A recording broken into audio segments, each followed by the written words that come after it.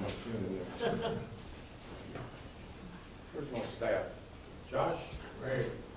Will you let me back in my office? Yeah. I gotta get a pen. It's getting hot in here.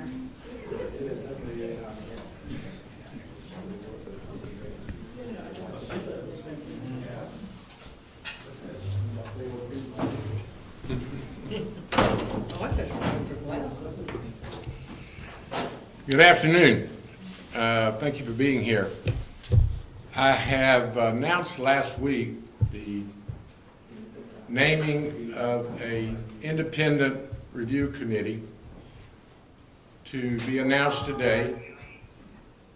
While HPD leadership, and I visited over 100 officers Monday at 5 locations. I was not at all locations, but we have locations across the city where officers are reviewing the suspended cases, contacting sexual assault victims and domestic violence victims.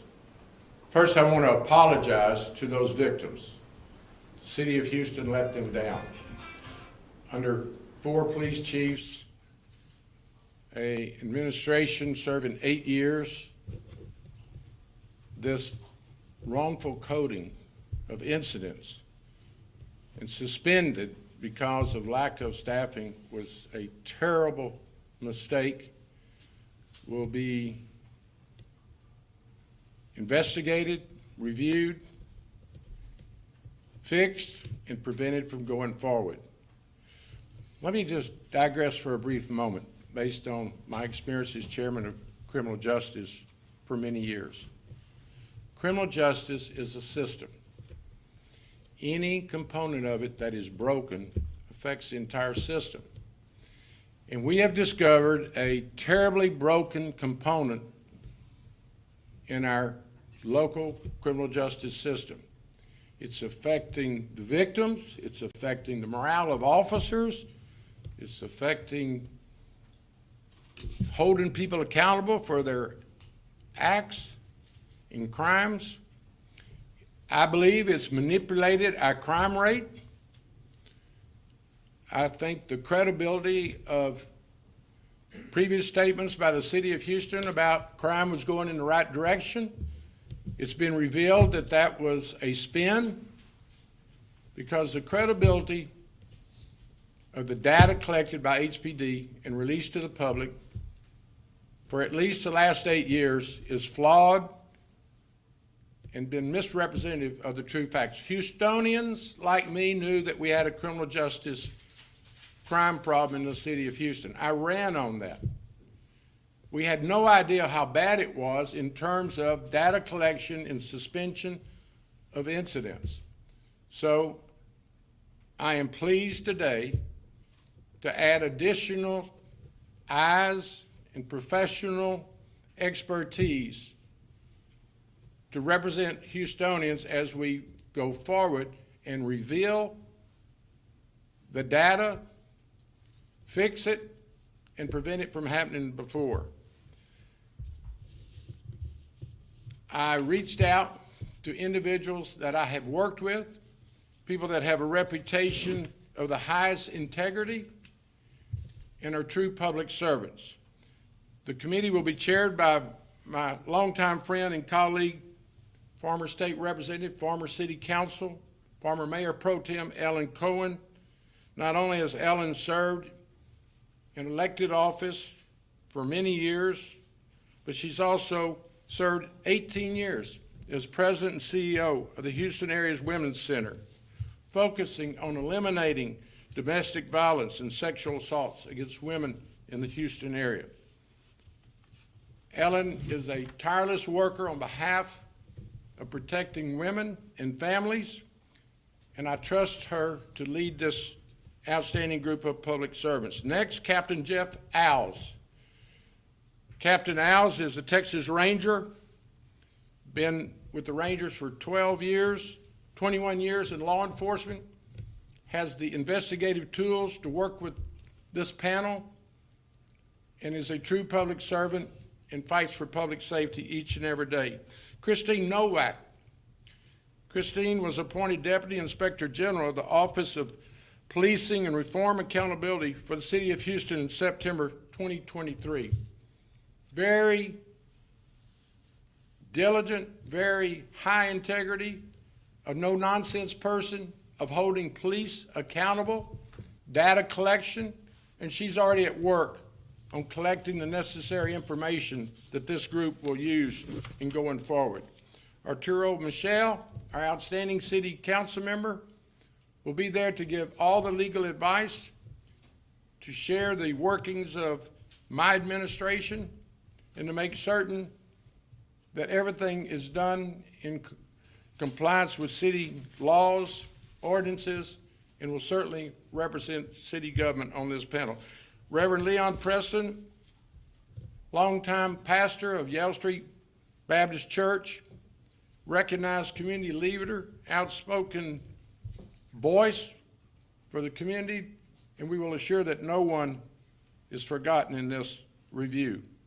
I've asked them to collect the data, review HPD, look over their shoulder, make certain that the process is transparent, report back to me, I will report to Houstonians, and we will let them know exactly when and where and who had access to this suspension, going back to 2016 when it first appeared, and how in the world, I want the panel to find out how in the world this existed for 8 years without someone having the good sense of sounding the alarm.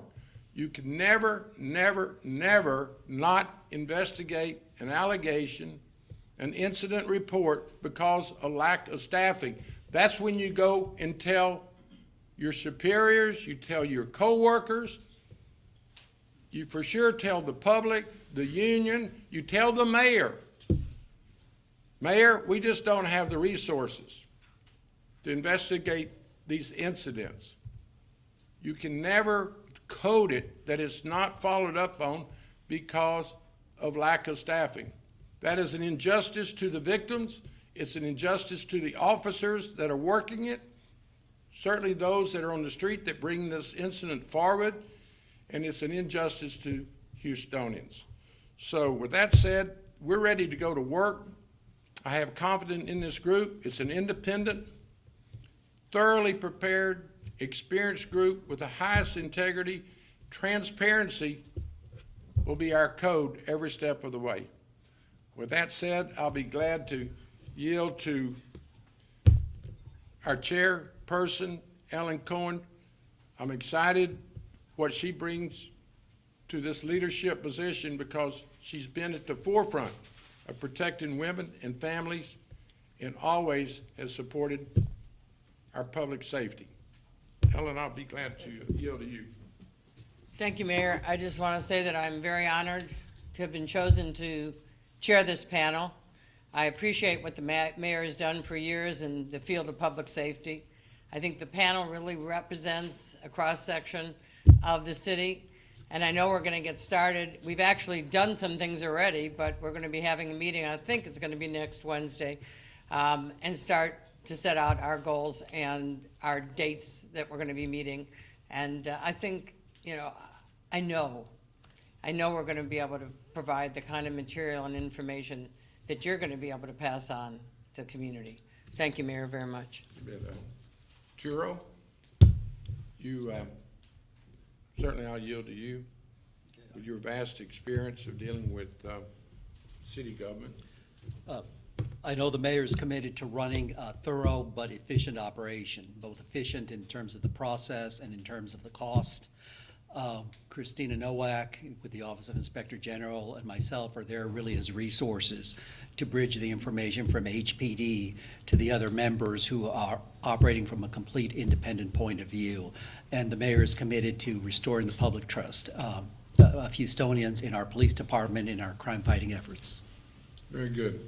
Any questions? What is the purpose of this investigation? It's to report back to me that things are being handled correctly and transparent and accurate.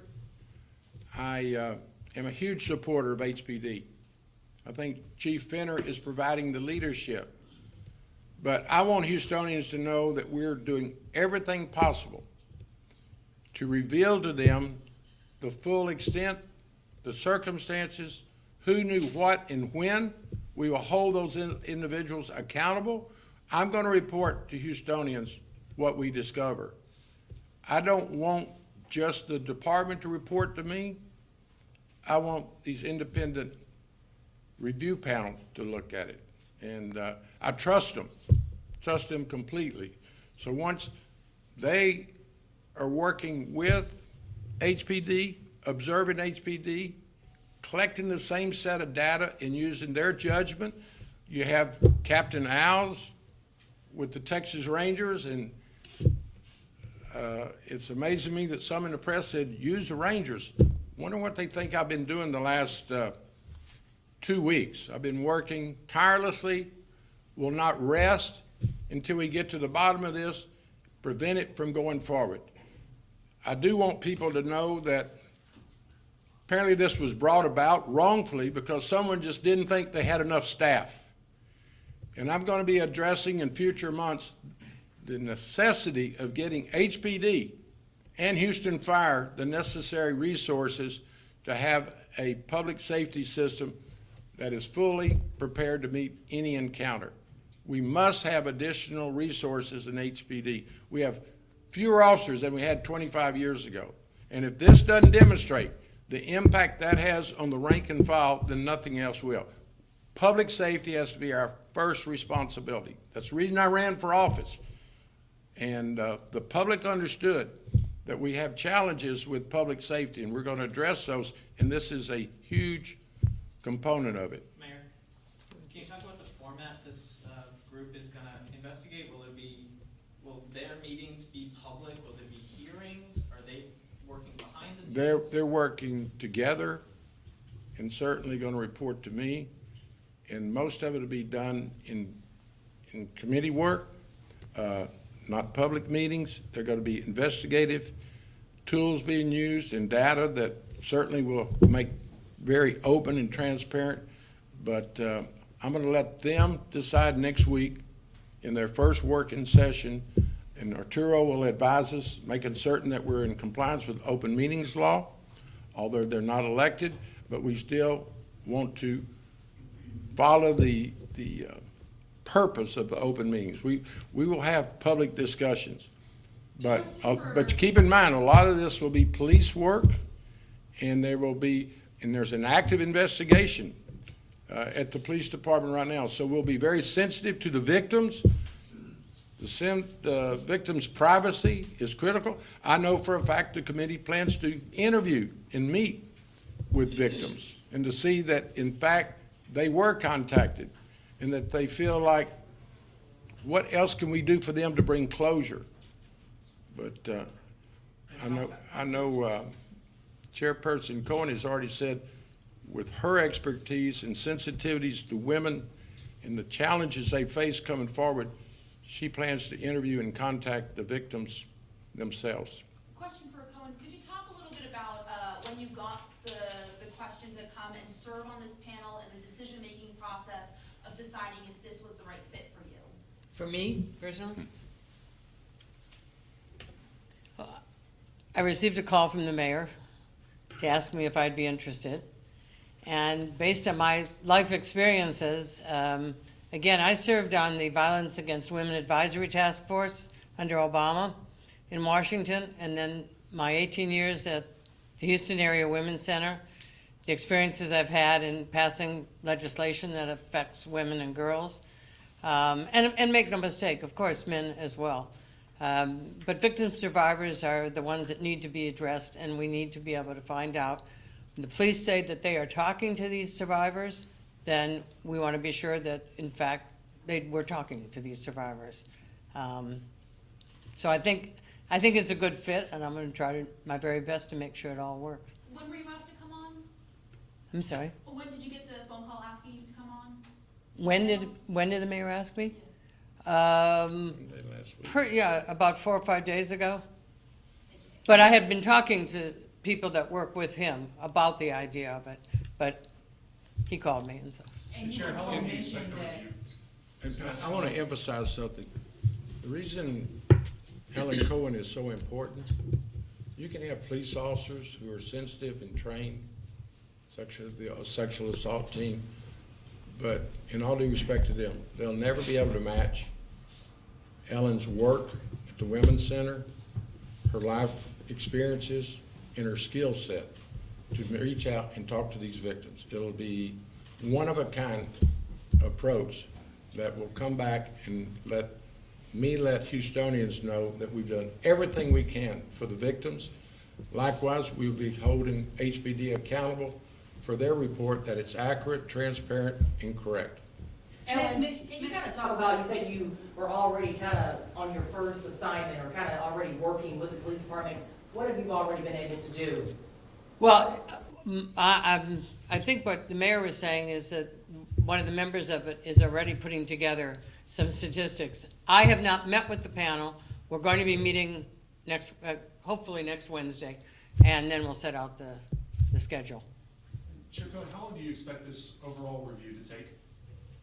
I'm gonna let you. Well, obviously, we're going to go wherever it takes us. We don't have a timeline.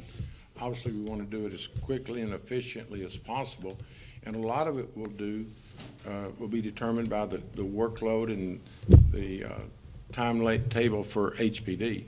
You know, they've been at it for about 10 days, almost 2 weeks now, so we're going to review their work product, and but we won't be held back by their schedule, but, you know, we do want, not collaboration per se, but more oversight of their work product, so that will direct us, I believe, to a large extent.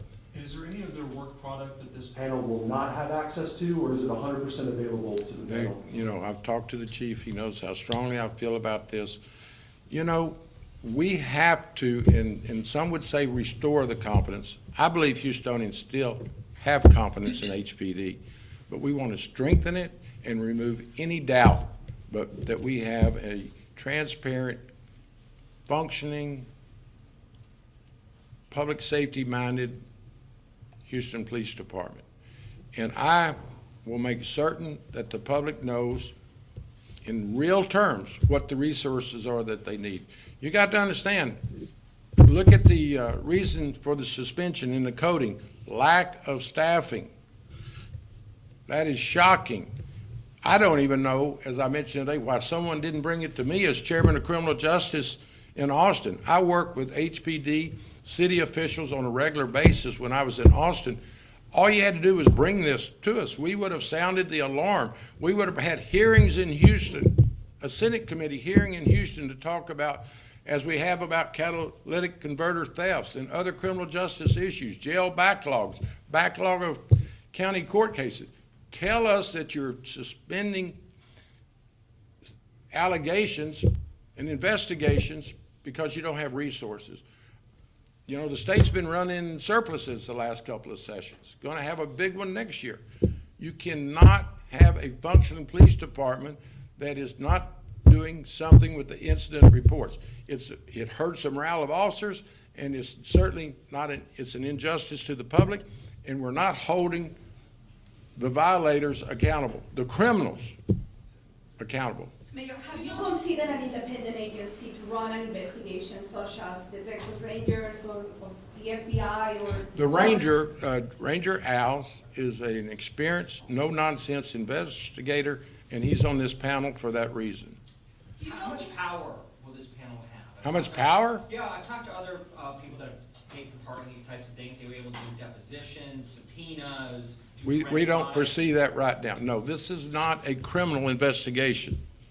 This is a data collection, a revealing of the information that the public is entitled to. It's also to validate what HPD is doing in the report that they give. We want another set of eyes and experienced individuals to say, yes, they did it right. Yes, they're giving you accurate information. Yes, they've taken steps to prevent this from happening again.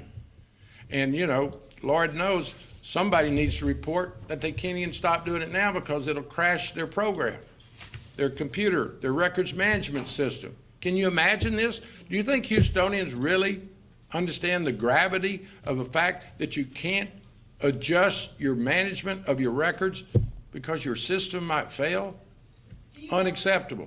Do you know who's rented this code, and have you spoken to them to ask them to get a better understanding of why this That's happened? part of an internal investigation. I know the date. I know the people that were responsible, but I'm not going to get ahead of the HPD internal investigation. I do understand the person's no longer with HPD, and that's good. How do you think it stayed in the dark for so long? Like you said, it went on for 8 years. I mean, was it just like a small circle that was involved in it? You know, that's something we'd like to find out through this committee's work, in inquiries, in interviews. Certainly, I've asked that question. You know, we've had 4 police chiefs while this code has been being used. They've all but one told me, and I haven't talked to Montalvo, but the others say, we knew nothing about it. Obviously, Chief Fenner says November 2021, where he instructed his command staff to remove it, correct it, and talk to the victims. That's all under investigation, and I'm certain at the end of the investigation, you'll know the person that used this first. But, Randy, the craziness is it's been used thousands upon thousands of times, and you would think the rank and file would create chatter, perhaps even the union, perhaps even the legislature, city officials. How about the mayor would not have known that you've got hundreds of thousands of cases that are being coded that you don't have enough staff. We all know that HPD is understaffed. That's been discussed publicly for years. But man, this is the extreme that had to be corrected, and we're fixing to do it. It will never be used while I'm mayor. We will talk to those that are victims in the incidents, and I want the rank and file to know, do your hard work, keep investigating cases, and we will follow up on them. Mayor, Governor Abbott tweeted something about this controversy last week. Sure. You mentioned the legislature twice now. Do you expect this is going to result in action? You know, you'd never know what the legislature will do. Can we agree on that one? It's a very serious matter. I've had members of the delegation asked to be on this panel. People are rightfully alarmed. You know, if you can't depend on incident reports being investigated and reviewed, you got to understand many of them never become investigations because on the face of them you see there's just not evidence. You want to believe your HPD data and reports. You want to believe your crime rate reports. So legislators, being public servants, having a responsibility, are going to be reviewing this, and I do not know what legislative steps it would take.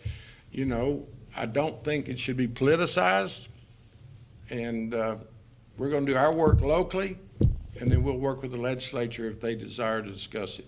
Do you worry that this is going to create ripples of distrust with other city departments? We shouldn't impact, I'm not surely, I don't fully understand your question. The trust in other city departments, you're talking about sanitation and parks? I mean, I have a great relationship with city departments. We're reviewing all the departments, meeting with the directors to let them know there will be accountabilities. We will be very transparent what these departments need to do their job, but I don't see this impacting public works other than everybody's going to see I want them to do their job. Mayor, considering that the Houstonians don't really trust HPD right now, have you considered to make changes in leadership or restructure HPD leadership? Well, first of all, I'm going to differ with you whether Houstonians trust their police. We have to trust our police. Our society depends on us trusting them. Now, there's nothing wrong with trusting and verifying, and that's what this step is about. We trust our police. We're going to verify their work product, certainly their data and crime collection data. So in terms of the leadership, everyone's going to be held accountable. Certainly the leadership in HPD. Certainly I will be held accountable, and that's a good thing. Mayor, you started talking about, you said basically you didn't trust the crime stats that have been put out. I'd say we can justifiably question them. Did your gut tell you anything about what you think the crime stats really are? Well, you know, as you know, I ran on public safety. I was successful because I think I knew what Houstonians were concerned about. And I could go through garbage pickup and broken water mains and streets and parks, but I said all along, if we don't have public safety, nothing else matters. And I still feel strongly about this. This is a positive step to maintain that trust that the public must have in the police. But the public has to be given an accurate picture of the condition of HPD. You can't fix something if you don't admit that it's broken. And you can't go around like we have in recent years with the leadership saying, oh, we got one safe Houston.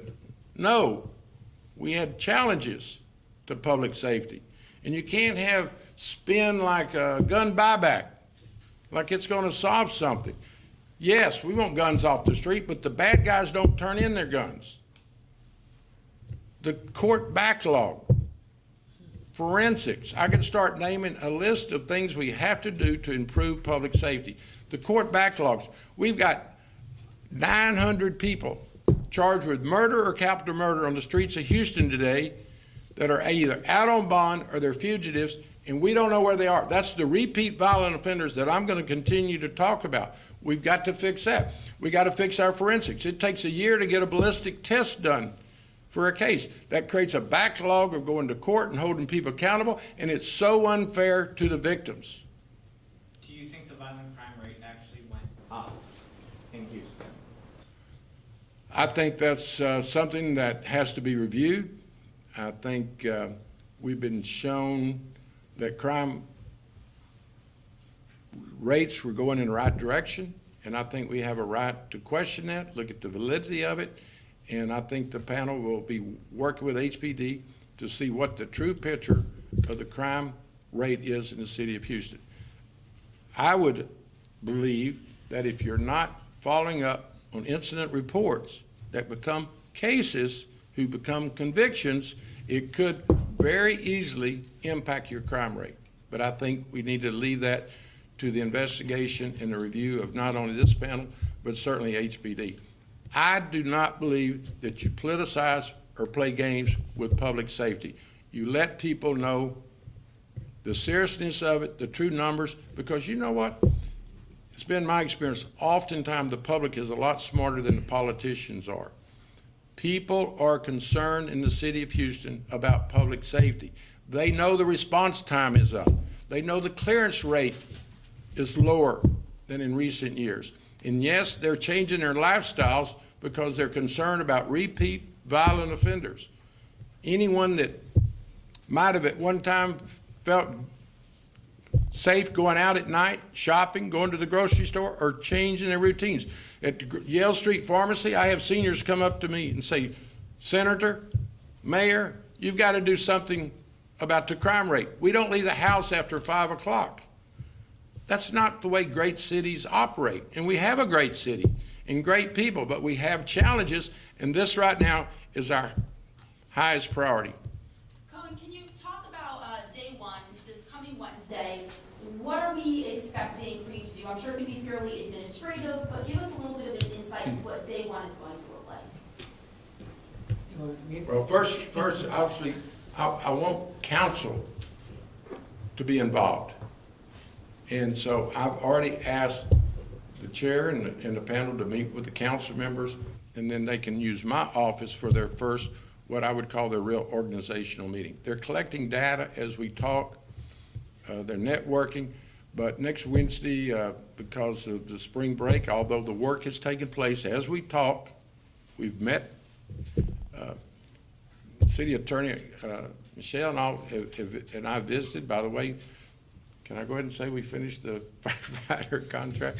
We work hard down here, and we are introducing the panel into the expectations, which we've handed out to you, but there's travel arrangements, Captain Al's in Austin, and our first face-to-face is going to be next week, certainly in collaboration with the City Council. Anything else? If not, let's go to work. Thank you. Thank you. I'm going to take that after we. There we go. I'll take that back.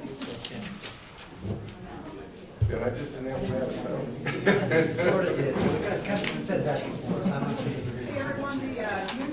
Well, we're not going to release the numbers till that point.